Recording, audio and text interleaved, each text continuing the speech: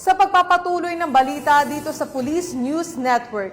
Matapos makatakas at magtago ng 25 taon, balik kulungan ngayon ang isang PDL o Persons Deprived of Liberty.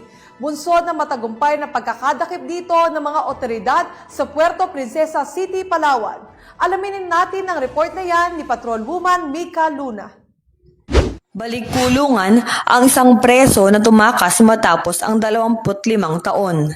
Ito'y kasunod ng isinagawang operasyon ng Fugitive Recovery Team ng Ihawig Prison and Penal Form sa Occidental Mindoro. Ayon sa Bureau of Correction, umabot sa 25 taon ang pagtatago ng person deprived with liberty bago siya mahuli ng mga otoridad.